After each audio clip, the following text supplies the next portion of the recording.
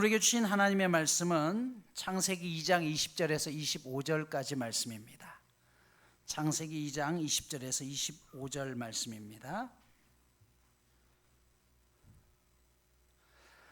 아담이 모든 가축과 공중의 새와 들의 모든 짐승에게 이름을 주니라. 아담이 돕는 배필이 없으므로 여호와 하나님이 아담을 깊이 잠들게 하시니 잠들매 그가 그 갈빗대 하나를 취하고 살로 대신 채우시고 여호와 하나님이 아담에게서 취하신 그 갈빗대로 여자를 만드시고 그를 아담에게로 이끌어 오시니 아담이 이르되 이는 내 뼈 중에 뼈요 살 중에 살이라. 이것을 남자에게서 취하였은즉 여자라 부르리라 하니라. 이러므로 남자가 부모를 떠나 그의 아내와 합하여 둘이 한 몸을 이룰지로다. 아담과 그의 아내 두 사람이 벌거벗었으나 부끄러워하지 아니하니라. 아멘. 창세기 1장에서 하나님의 형상대로 인간을 창조하셨다라고 했죠. 그리고 창조한 인간을 그냥 내버려 둔 것이 아니라 그 창조한 인간들을 위해서 그들이 살아갈 수 있는 가장 아름다운 공간 에덴 동산을 허락하셨습니다.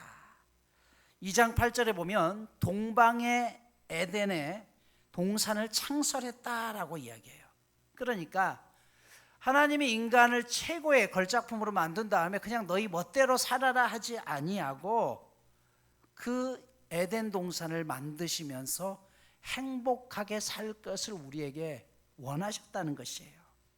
여러분, 에덴은 그래서 이 땅에 하나님의 나라의 모형을 우리가 체험할 수 있는 것입니다. 그런데 그 죄로 인해서 이 에덴을 잃어버리게 되죠.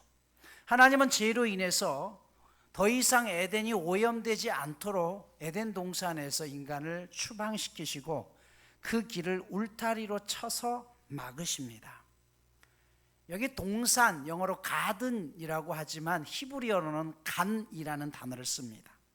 히브리어 간이라는 것은요, 울타리가 있다는 것이에요. 에덴 동산은 울타리가 있습니다. 경계가 있습니다.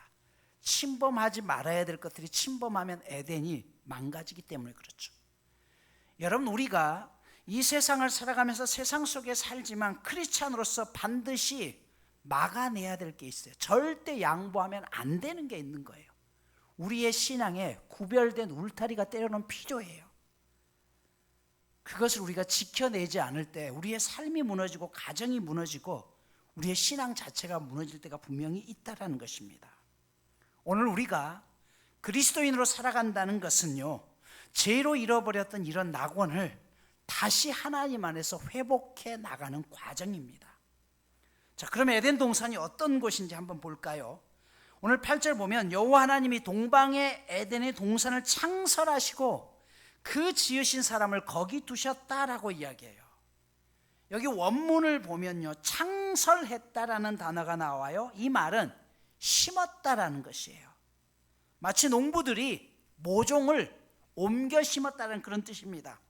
하나님께서 천지 창조와 사람을 지으신 다음에 그 모든 것들을 다 마무리한 다음에 특별히 아담을 위해서 그곳에 한 곳에 에덴 동산을 만들어 놓으셨다는 것이에요. 그곳에서 마음껏 즐기면서 살아가라는 것이죠. 성경은 에덴 동산이 건설된 도시가 동쪽에 있었다라고 이야기해요. 동방이라는 히브리어의 단어는 미케뎀이라는 단어인데 이 뜻은 시간적으로는 옛날, 공간적으로는 해가 뜨는 동쪽이라는 것이에요. 그러니까 이 동방은 뭐냐면 이 에덴 동산이 있던 것은 옛날에 해가 뜨는 동쪽에 위치해 있었다라는 것이에요. 그 에덴 동산 가운데 생명나무와 선악을 알게 하는 나무가 함께 있었습니다. 그렇다면 하나님께서 인간을 위해 특별히 만들어주신 그 에덴이 어떤 곳인지는 에덴에서 시작된 강물을 통해서 우리가 알 수가 있습니다. 2장 10절을 보면 이 에덴 동산에서부터 강이 시작되었는데요, 4개의 강이 흐르기 시작합니다. 이 4개의 강이 동서남북을 향해서 흘러갔는데 첫 번째 강이 뭐였냐면 비손이라는 강이에요. 이 비손이라는 것은 풍성하다, 퍼진다는 뜻이에요. 이 지역은 금은 보석이 풍부했다라고 오늘 본문에 나와 있죠. 즉 에덴은요, 풍요로움이 있는 곳이어야 돼요. 부족함이 없는 곳이어야 된다는 것이. 우리의 삶이 하나님 안에서 부족함이 없는 삶을 살아갈 것을 하나님이 원하신다는 것이에요. 두 번째 강의 이름은요, 기혼이라는 것입니다. 은혜와 치유가 있다는 것이에요. 그런데 이 기혼강이, 은혜와 치유가 구스 온 땅을 둘렀다라고 했어요. 구스라는 말은요, 검다라는 뜻이지만 또 다른 의미로 죄를 이야기해요. 다시 말해서 그런 죄인을 향해서 은혜와 치유를 흘러보냈던 것이 에덴이라는 것이에요. 세 번째로 hitdegel입니다. 오늘날로 얘기하면 티그리스라는 강이죠. hitdegel은 강물이 화살처럼 빠르게 흐른다는 것입니다. 그 강물이 아수르 동편을 향해서 오늘 흐르고 있다고 했어요. 아수르라는 뜻은요, 죽음이라는 뜻이에요. 즉 죽은 자를 빠르게 소생시키고 부활시키는 능력이 에덴 안에 있었다는 것이에요. 네 번째 강의 이름은요, 유브라테스 강입니다. 비옥하다, 열매가 많다는 뜻이에요. 그러니까 동서남북으로 생명의 강이 시작됩니다. 그 강들이 흐르는 곳에 풍성함이 있고요, 은혜가 있고요, 치유가 넘치고요, 죄가 용서받고 많은 열매들이 풍성하게 맺어져야 된다는 것이에요. 이게 에덴의 특징입니다. 우리가 세상을 살아가면서 신앙생활하면서 꿈꿔야 될 게 바로 이것이에요. 예수 그리스도 안에서 풍성함을 누리고 은혜를 깨닫고 치유가 일어나며 죽음의 권세를 일어나며 서로 용서를 베풀며 살아가야 되는 게 하나님이 우리에게 꿈꾸는 세상이라는 것이에요. 여러분, 이런 이유 때문에 구원은요, 믿음으로 받는 거 맞아요. 은혜로 받는 거 맞아요. 내 행위가 아니에요. 하지만 여기에 반드시 행위가 따라가야 될 이유가 무엇이냐면, 에덴에서 시작된 모든 것마다 풍성함과 치유와 재용서와 회복의 역사가 일어났다고 있잖아요. 즉 우리가 에덴 동산의 하나님의 말씀을 듣고 있는 우리가 세상 가운데서 치유를 나타내고 행복을 나타내고 풍성함을 드러내고 세상을 살리는 사람, 선물의 삶을 살아야 되는 것이에요. 이게 우리의 행위가 뒤따라야 되는 이유입니다. 다시 말씀드릴게요. 구원은 우리의 행위로 얻는 것은 아니에요. 은혜로 얻어요. 하지만 반드시 행위가 따라가야 되는 것은 하나님이 원하시는 그 에덴의 꿈이 우리를 통해서 이루어지는데, 내 행동이 다른 사람들에게 상처가 되고 원망이 된다면 여러분, 거기에 생명이 일어날까요? 그게 죽음의 땅이죠. 거기에 상처의 땅이 되고 만다는 것이에요. 그래서 내 삶이 누군가에게 선물이 되기 위해 살아야 되는 것이고, 우리가 그 일을 위해서 에덴을 꿈꾸며 신앙생활을 해야 되는 것이에요. 내가 바로 서야 될 이유가 바로 여기에 있습니다. 에덴 동산 주변에 흐르던 이 네 개의 강은 에덴이 실제적으로 존재했던 것을 우리가 알 수가 있습니다. 물론 노아의 홍수로 인해서 지형도 바뀌고 지명도 바뀌어진 건 사실이에요. 그래서 비손이나 기온강에 대해서는 우리가 그것이 어떤 것이었는지를 지금 찾아내지 못합니다. 하지만 오늘까지 남아있는 게 있어요. hitdegel, 티그리스 강이나 유프라테스 강은 지금도 흐르고 있습니다.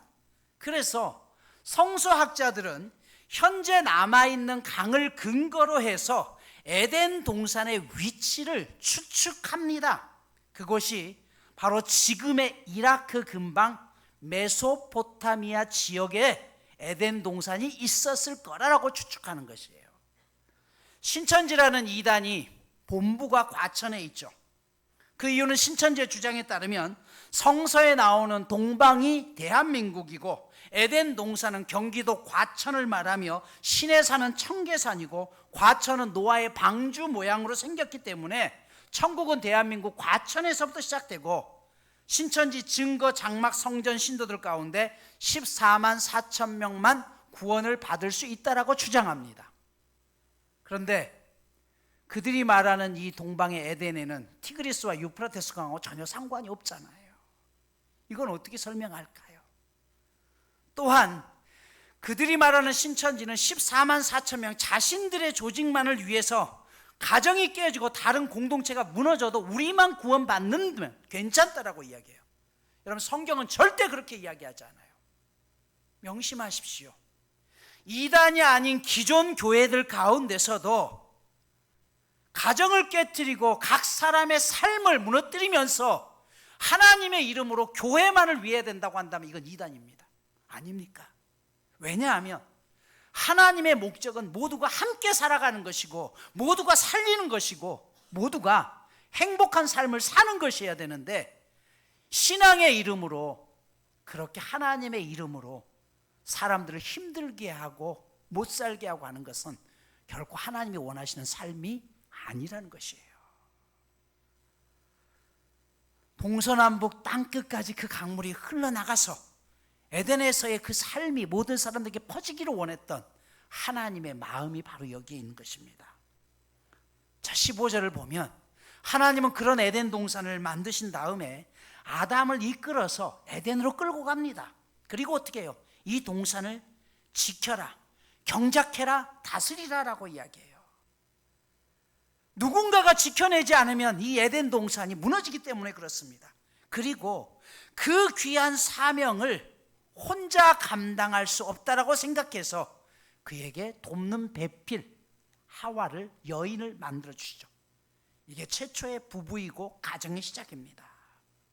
그렇다면 여러분, 하나님께서 이 땅을 살아가면서 우리에게 바라는 소망이 있다면 우리의 가정을 통해서 이 땅에서 에덴의 꿈이 다시 회복되는 것을 원하시는 것이에요. 그래서 부부로부터 시작되는 가정은 부담이 아니라 선물이 되어야 되는 것입니다. 하나님은 제국을 만드신 게 아니라 가정부터 시작했습니다. 최초의 가정의 출발은 아담과 하와의 만남입니다. 하나님께서 아담을 깊이 잠들게 하신 후에 옆구리에 갈비뼈를 뽑아 그의 재료로 남자에서 여자를 만들었습니다. 하나님이 하와를 만들 때 흙으로 만든 게 아니라 남자의 갈비뼈로 만들었다는 사실을 주목하십시오. 이것이 가정입니다. 이런 의미에서 여러분, 결혼이라는 것은 남녀가 오다 가다 만나는 게 아니에요. 진짜 결혼은 하나님이 중매해서 만나야 되고 가정을 이루어야 됩니다. 하나님께서 하와를 만드셔서 오늘 본문에 보면 누구에게 이끌고 갑니까? 아담에게로 하나님이 직접 하와를 이끌고 갔다라고 했어요. 그래서 결혼은요, 아내가 남자에게 가는 것입니다. 이 과정 가운데 최초의 결혼에는 하나님이 계셨다는 사실이 중요합니다. 두 사람을 만나게 하신 분이 누구라는 것이에요? 하나님이시라는 것이에요. 오늘날 가정의 위기는 이 하나님이 빠져버린 데서부터 시작돼요. 아담이 그런 여자를 보면서 처음 한 말이 뭐였어요? 이는 내 뼈 중에 뼈요, 내 살 중에 살이다라고 이야기해요. 이건 뭐냐면 당신이 나의 엑기스라는 것입니다. 그래서 여러분, 여자는요, 남자에게 존경받아야 마땅한 것이고요, 사랑을 받아야 마땅한 것이고, 인격적인 대우를 받아야 마땅한 게 여성입니다. 왜냐하면 남자의 뼈 중에서 시시한 뼈가 아니라 갈비뼈로 했습니다. 이 갈비뼈는 약하지만 이 갈비뼈가 보호하고 있는 것은 심장과 간이에요. 가장 중요한 장기를 보호하고 있는 것이에요. 여러분, 여자들은 그래서 약하지만 어떻게 해요? 매우 중요한 존재라는 것입니다. 23절 본문을 보면 진정한 가정은요, 그냥 사는 것이 아니라 사랑의 고백이 있어야 된다는 것이에요.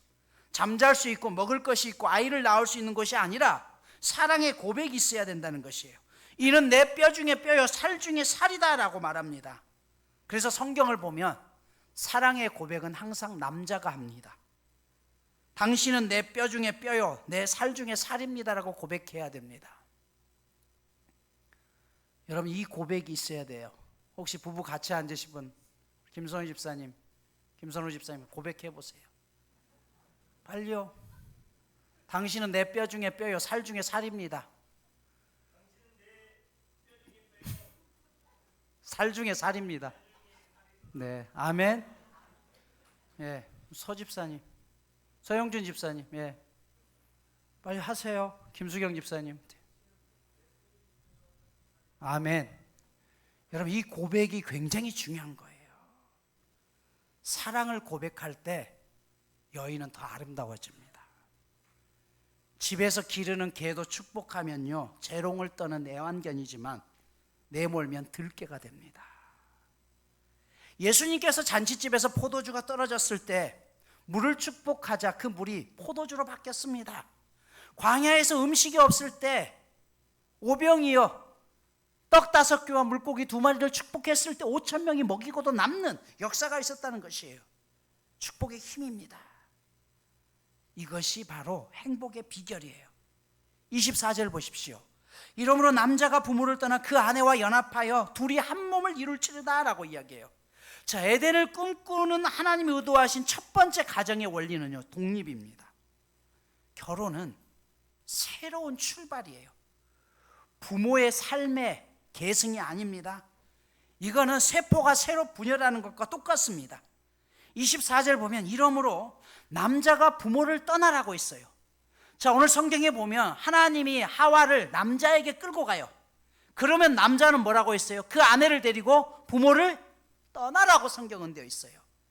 우리나라는요, 문화적으로 남자가 부모를 떠나는 것이 아니라 여자가 부모를 떠나 남자의 집으로 들어가는 경우가 참 많습니다. 그래서 옛날에는 장남이 되면 어떻게 해요? 부모님을 모셔야 됐던 것이죠. 그러나 불행은 여기서부터 시작됩니다. 시집살이가 시작되고 제사를 지내야 되고 독립적인 삶이 사라집니다. 남자가 부모를 떠나라는 것은요, 남녀 모두가 부모로부터 독립하라는 것이에요. 처음 결혼한 부부는 인생을 오래 살았거나 아기를 낳아본 경험이 없습니다. 따라서 어른들이 볼 때는 불안해 보이고 여러 가지 실수가 있기 때문에 자꾸 간섭하고 개입해서 어떻게 하려고 합니다. 물론 사랑한다고 이야기하죠. 그러나 성경은요, 결혼하는 순간부터 분명하게 이야기하기는 부모를 떠나라는 것이에요. 조금 실수가 있고 연약해 보내도 홀로 살아갈 수 있도록 도우라는 것입니다.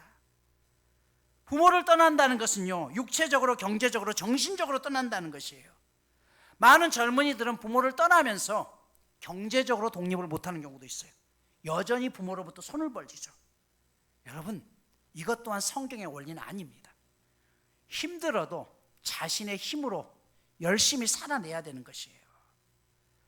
자식이 결혼하기를 원했던 부모도 막상 자식이 결혼해서 독립하면 섭섭해하고 고독해합니다. 그러면 부모는 당연히 외롭겠죠. 모두 잃어버렸기 때문에요. 그래서 그때 부모는 교회에 와서 하나님을 더 의지하고 붙드는 게 성경의 원리입니다. 언젠가는 우리가 다 떠나보내야 되는 것이에요. 저는 이것이 하나님의 섭리라고 봐요. 자식에게 기대했던 마음을 끊고 인생의 남은 생애를 섭섭하지만 오히려 하나님을 의지하며 하나님 앞에 향해야 되는 게 부모의 모습인 것이죠. 그럼에도 불구하고 자식들을 끝까지 쫓아내지, 떠나보내지 못하기 때문에 늘 그 안에서 갈등이 오는 것이에요. 두 번째로 하나님이 의도하신 성경의 원리는 연합입니다. 24절 보면 그 아내와 연합하라라고 있죠. 연합한다는 원뜻은요, 악교 풀을 가지고 둘 사이를 붙이는 것을 이야기해요. 아무 틈이 들어가지 못하도록 붙이는 것입니다. 여러분, 이 종이를 풀로 붙이면 아무리 잘 뜯어도 이 뜯어지는 순간 상처가 날 수밖에 없어요. 그래서 여러분, 부부가 살다가 함께 헤어지게 되면 상처가 남을 수밖에 없는 것입니다. 이 한 몸이 갈라지는 순간 둘이 되는 게 아니라 결국은 죽어요. 부부는 한 몸과 같다라고 했습니다. 한 몸을 이룬다는 것은 단순히 정신적이고 이성적인 관계 이상이에요. 부부가 연합하기 위해서는 그래서 서로에게 있는 상처가 있었던 것을 반드시 닦아내야 됩니다. 예술도의 능력 안에서 그 상처들을 닦아내야 되는 것이고, 결국 그로 인해서 그 안에 어떤 의논도 부부간에 해야 되는 것이에요. 여러분, 부부간에 문제가 생겼을 때 그 문제를 시댁으로, 친정으로 가져가는 게 아니에요. 부부싸움을 했어도 부모님한테 이야기하는 게 아니라 어떻게 해요? 둘이서 해결하는 것이에요. 그건 누구의 개입도 들어와서는 안 되는 것입니다. 마지막으로 25절에 보면 참된 부부는 부끄러워하지 않고 숨기지 않아야 된다는 것이에요. 25절 보십시오. 아담과 그 아내 두 사람이 벌거벗었으나 부끄러워하지 아니하니라. 참된 부부는 부끄럽지 않기 위해서는 숨기는 게 없어야 되는 것이에요. 서로 양날의 주머니가 아니라 한 주머니여야 되고 서로 숨김없이 나눌 수 있어야 돼요. 그러기 위해서 대화가 필요하죠. 오늘 말씀을 마무리합니다. 창세기는 하나님께서 세상을 창조하신 기록입니다. 히브리어 기록은 태초에 브레스트라는 단어로 시작되죠. 영어로는 제네시스라는 단어입니다. 창세기는 태초에 끝났습니다. 1장에서 끝나요. 태초에 하나님이 어떻게 창조하셨다. 그리고 2장부터는 우리 인간들에게 그 창조하신 세상을 우리가 아름답게 가꾸고 살아가기를 원하시는 것이에요. 바로 그 첫 시작이 에덴이라고 말씀드렸습니다. 그래서 따로 만들어 주셨어요. 에덴이 어떤 곳이라는 것은 4개의 강을 통해서 말씀드렸죠. 비손처럼 부족함이 없어야 되는 것이고, 기온처럼 죄인을 향해서도 은혜의 강물이 흘러야 돼요. 그래서 하나님 안에서, 부부 안에서, 가정에서 용서의 회복의 역사가 있어야 되는 것이고, hit대결이 흐르는 것처럼 죽은 자를 소생시키는 부활의 능력이 있어야 돼요. 가정에 가서 살아야 되는데 오늘 우리의 문제는 가정에 가면 죽어요. 집에 들어가기가 싫어요. 여기서부터 깨지는 것이죠. 유브라데처럼 많은 열매들이 맺어져야 되는 것이, 거기에 풍요로움이 있어야 되고 기쁨의 열매가 있어야 되는 것이죠. 바로 그 일을 위해서 동역자로 보낸 게 아담 혼자가 아니라 하와입니다. 에덴은 나 혼자 꾸려나가는 것이 아니라 함께 이루어 나가는 것이에요. 그 일을 위해서 돕는 배필을 주셨어요. 이 돕는 배필, 에제르라는 단어인데 원뜻은요, 마주 본다는 뜻이에요. 마주 보고 뭐 하라는 거예요? 대화를 하라는 것입니다. 함께 대화하고 함께 풀어내라는 것입니다. 추석 명절입니다. 명절만 되면 사실 상대적으로 남자보다 여성들이 훨씬 힘듭니다. 마음도 힘들고 몸도 힘듭니다. 그러나 이때일수록 서로 마주보는 시간이 필요합니다. 서로 대화하는 게 필요합니다. 또한 가능하다면 여러분, 명절이 되었을 때 왜 꼭 먼저 시댁만 먼저 가야 돼요? 아니잖아요. 어떤 부모님들은 그렇죠. 시댁에 있다가 명절 다 끝나면 그 다음에 친정 가래요.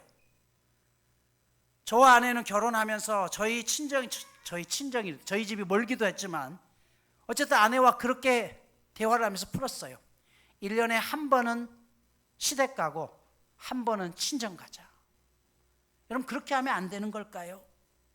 왜 항상 아내들은 가가지고 설거지하고 음식을 만들고 친정을 가고 싶어도 눈치를 보면서 시댁에서 허락해야지만 가고, 만약 친정 가겠다고 하면 시부모님들이 저거는 못 배워가지고 그런다고.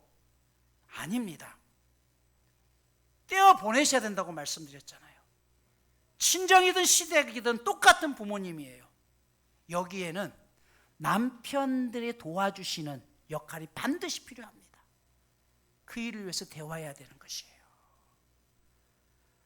여러분, 그것이 에덴을 이끌어가고 서로 힘이 되어서 이 땅을 살아가는 부부의 가장 아름다운 모습입니다. 아무쪼록 우리 모두가 이 땅에서 잃어버렸던 그 에덴을 가정에서부터 다시 회복할 수 있기를 축복합니다. 이번 주 미션입니다.